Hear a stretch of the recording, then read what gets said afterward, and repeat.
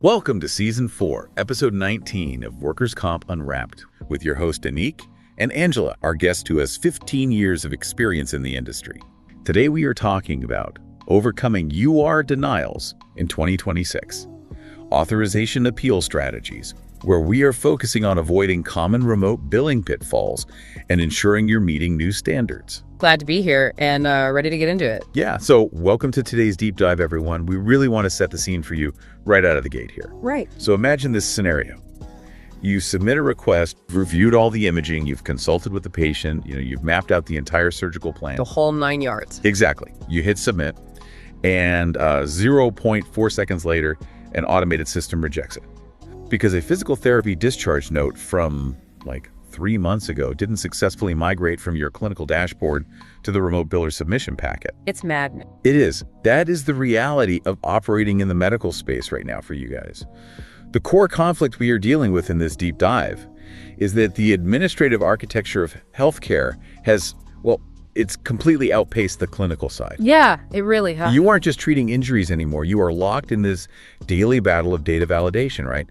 Spending massive amounts of your operational bandwidth just defending treatment requests against these increasingly rigid utilization review algorithms. Yeah, and that 0.4 second rejection you mentioned, that is the defining frustration of the current landscape. Oh, totally. I mean, the tragedy here is that the clinical science, the actual medicine you're practicing, is often completely sound. Like, you're doing a great job clinically. Right, the diagnosis isn't wrong. Exactly. But microscopic administrative discrepancy, like a remote team member failing to attach a specific addendum, it triggers a catastrophic care delay for your patient. Which is just wild. It is. We are looking at a system where small formatting errors carry the exact same weight as a fundamental clinical misdiagnosis. Which is exactly why we are tearing into the source material today. Because the most compelling takeaway from all the 2026 data we reviewed is that the secret to winning a medical appeal doesn't actually happen during the appeal itself. Yeah, that's a huge point. You actually win the fight before the denial is even generated. Right. But, to understand how to manipulate that timeline, we really have to map out the current battlefield. And the central weapon, like the fulcrum of this whole process, is the RFA.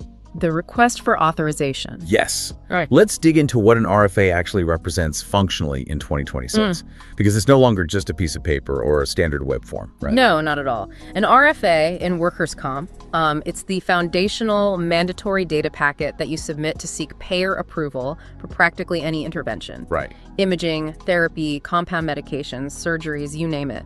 In the past, an RFA was essentially just a clinical narrative. Like a letter. Yeah, exactly. A doctor wrote down why they thought a treatment was a good idea, and, a human on the other end read it and made a judgment call. Right, human to human. But today, an RFA is a strict data schema. It is a highly structured package of medical coding, objective metrics, and clinical history. And it goes straight to a machine. Right, it gets fed directly into a payer's utilization review, or UR system. Reading through the sources, it honestly feels like sitting down to take a high-stakes pop quiz. But the teacher didn't just hide the syllabus. Oh, no. They replaced the syllabus with a dynamic algorithm that, shifts its grading rubric based on real-time cost analytics. That is a perfect analogy. And if you don't guess the exact keywords the algorithm is scanning for, your patient stays in pain. Yeah. It's absolutely maddening. Yeah, it really is. But looking at the mechanics of these UR systems, the aggressiveness isn't totally random, right? No, there's a reason for it. Payers are tightening their oversight because treatment costs have just skyrocketed. Especially with those novel biologics and extended rehab protocols. Exactly. The UR departments are under immense pressure to justify every single approval mathematically. Mathematically, that's the key word. Yeah.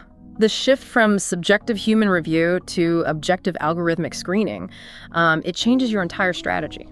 Because the reviewers aren't looking at the whole picture. Right. Reviewers, whether they are human nurses aided by software or just entirely automated first-line filters, they only evaluate the structured data directly in front of them. Right. They do not know the patient. They can't, contextualize a clinical history that isn't explicitly spelled out in the required fields. So if you submit an RFA with a subjective clinical note like, patient is experiencing severe pain flare-ups and requires continued physical therapy. That request is dead on arrival. Mathematically incompatible with the UR system. Exact. Because severe pain isn't a data point an algorithm can process. The system reads that note and essentially just sees a blank field. It wants a specific degree of limitation. Right. It wants to know that the active range of motion in the shoulder is limited to like 45 degrees in abduction. It wants the exact functional deficit. Yeah, and if you rely on that subjective narrative, the UR reviewer is legally and operationally bound to deny it, simply because the required data strings are missing. Okay, so the standard demands measurable limitations.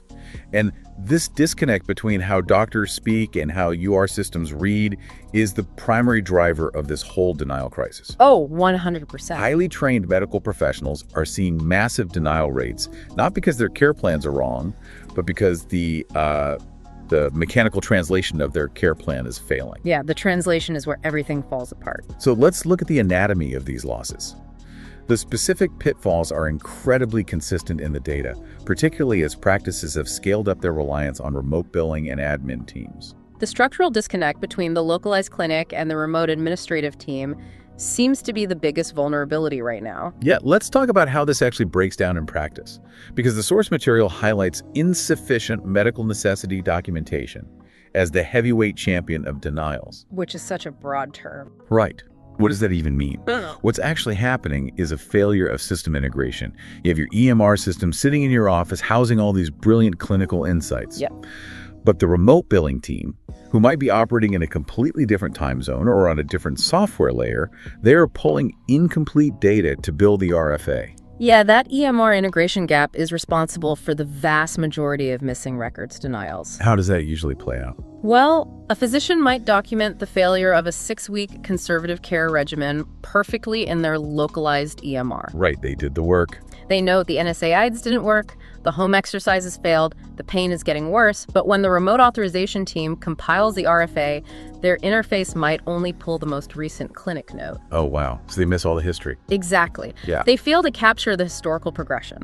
So the UR system receives the packet, scans for the prerequisite conservative care, finds absolutely nothing, and instantly denies the request for the MRI.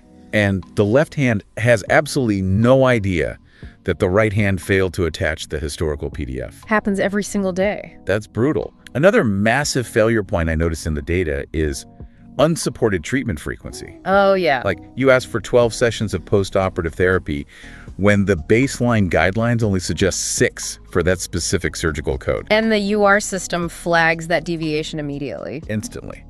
But the most catastrophic and, frankly, most common error is the failure to anchor the request to the MTUS. The medical treatment utilization schedule. Right. Failing to reference the MTUS is essentially showing up to court without knowing the law. I love that analogy. I mean, it's true. The MTUS is the evidence-based rulebook that dictates exactly what treatments are considered scientifically appropriate for specific injuries at specific stages of recovery. Right. UR systems are fundamentally programmed to cross-reference your RFA against the MTUS chapters. If you don't include it. If your remote team submits an authorization request without explicitly linking the patient's objective symptoms to the corresponding MTUS guideline, the system treats the request as experimental or just completely unsupported. Which leads right into a phenomenon in the source material that is both, well, hilarious and deeply tragic. The infinite loop of insanity. Yes, the infinite loop. The data shows a massive spike in clinics receiving a denial, let's say, for missing those specific MTUS references we just talked about. Right. And the immediate knee-jerk reaction from the clinic is to just aggressively hit the resubmit button. They send the exact same form. The exact same, completely unmodified, flawed RFA right back into the portal, seemingly hoping that the algorithm will be in a better mood the second time around. Well, you have to understand that resubmission reflex is really a byproduct of clinical burnout. Fair point. A physician sees a denial for a treatment they know the patient desperately needs, and their immediate thought is that the payer just made a mistake. So they tell the team to fight it. Right. They instruct their remote authorization team to appeal it immediately. But the remote team, lacking specific clinical guidance, simply repackages the same incomplete data and sends it back. Thinking that's an appeal. Yeah. They don't realize that the UR system uses hash matching and metadata scanning. It recognizes the identical file instantly and spits out an identical automated denial. It's a complete waste of administrative resources. Completely. But there is a crucial perspective shift hidden in this dysfunction. A UR denial is rarely a referendum on your skills as a physician. No, not at all. It is not the payer telling you that your medical judgment is flawed. A denial is almost always a notification that your data presentation failed the compliance test. Right. The reviewer might actually personally agree that the patient needs the intervention. Exactly. But if the paperwork doesn't mathematically prove that conservative care failed, according to MTUS Chapter 4, their hands are tied. Recognizing that a denial is a formatting error rather than a clinical insult that changes how a practice responds. It changes the whole emotional reaction. Yeah. But we also have to acknowledge the UR systems do not apply the strict formatting test equally across the board. Oh, definitely not. The scrutiny is heavily weighted. Certain treatments trigger much deeper algorithmic reviews and are far more likely to be kicked up to a human medical director for, like, a microscopic evaluation. And high scrutiny hit list. Right. Because, look, an algorithm isn't going to burn processing power agonizing over a standard, generic antibiotic prescription. No. But there are specific treatment categories carrying massive targets on their backs right now in 2026. Chronic pain management programs are glaringly obvious targets. Oh, yeah. Chronic pain management triggers immediate flags because it often lacks a definitive endpoint, Right. which translates to open-ended financial risk for the payer. We also see extreme scrutiny on extended physical therapy, specifically any request that pushes beyond the standard acute recovery window dictated by the MTUS. And what about compound medications? Heavily audited because they bypass standard pharmaceutical pricing structures. Any major surgical request, particularly spinal interventions, and the newer novel biological injections, are practically guaranteed to face friction. The through line connecting that entire hit list is financial exposure and temporal uncertainty. Exactly. Like a compound pain cream could run thousands of dollars a month indefinitely. An extended physical therapy request might signal to the UR algorithm that the current intervention is failing, prompting the system to halt care rather than fund a stagnant recovery plan. Yeah, the UR algorithms are trained to identify deviations from the expected recovery curve. Right. When a patient requires interventions that fall outside the standard timeline or cost threshold, the system automatically demands a higher burden of proof. It wants overwhelming data. It wants to see objective evidence that this specific high-cost pathway is the only viable option left. And exploring that hit list brings us right to the edge of the most controversial debate in the entire workers' comp industry. Here we go. And I want to be entirely clear here to you listening. We are strictly looking at the source material, observing the landscape, and reporting on the divide. We are not taking sides. Absolutely neutral. But we have to address the elephant in the room. Are UR denials being weaponized? Are payers intentionally tuning these strict robotic RFA algorithms as a cynical cost control mechanism to drive attrition? Well, if you survey the medical provider community, the consensus is a resounding yes. Right. Providers operate under the belief that utilization review has been engineered into an administrative obstacle course. The theory is that payers understand the bandwidth limitations of modern clinics. So they just wait them out. Essentially, if an algorithm denies 30% of requests for formatting errors, and the clinic only has the staff to appeal half of those, the payer automatically saves money on the abandoned treatments. Wow. Providers view this as a systemic strategy to delay or deny necessary care simply to protect profit margins. That's where the massive friction comes from. The provider went to medical school, they are looking at the patient right there in the room, and they feel a piece of software is overriding their clinical expertise just to save a few bucks. Right. But to maintain a neutral perspective, we really have to examine the payer's defense, because payers completely reject that attrition theory. They argue that rigorous utilization review is the ultimate safeguard for patient health. Yeah, the counter-argument from the payer side is rooted in population health and evidence-based medicine. Right. They argue that without strict algorithmic UR oversight, the industry would experience a catastrophic spike in medically unnecessary interventions. Like what we saw in the past. Exactly. Yeah. They point to historical data showing how unchecked approvals led to the opioid crisis, endless cycles of ineffective physical therapy, and premature surgeries that could have been avoided with proper conservative management. Okay, that makes sense too. From their perspective, demanding objective findings and rigid MTUS adherence ensures patients only receive care that is scientifically proven to be safe and effective. So UR is either a cynical financial shield designed to exhaust doctors or a noble medical safeguard protecting patients from experimental overtreatment. The reality is likely tangled up somewhere in the middle. Yeah.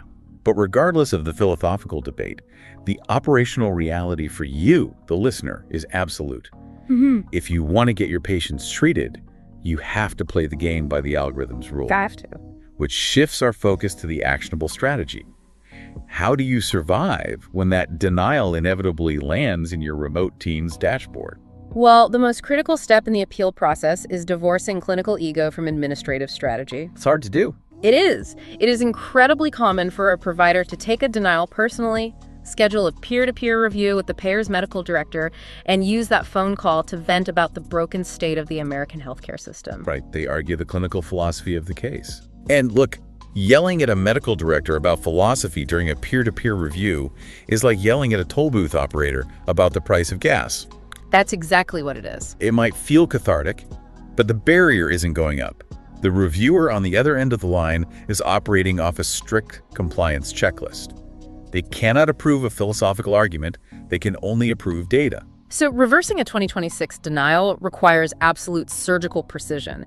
The blueprint starts with actually reading the denial rationale. Which people skip. Many remote teams completely skip this step and just submit more records blindly. You need to identify the exact data gap. Did the system flag a lack of conservative care? Did it cite a missing diagnostic report? Right. Once you isolate the specific variable that triggered the denial, your entire appeal must be laser-focused on filling that single gap with updated, objective clinical findings. It's an exercise in cross-referencing. You don't just say, the patient needs this treatment. You have to explicitly document the prerequisites, like patient completed 6 weeks of NSAID therapy and specific home exercise protocols with zero improvement in functional mobility. Yes, that's exactly it. But the real key to the vault, according to the source material, is weaponizing the MTUS guidelines in your favor. You have to explicitly connect your clinical data to the guideline language.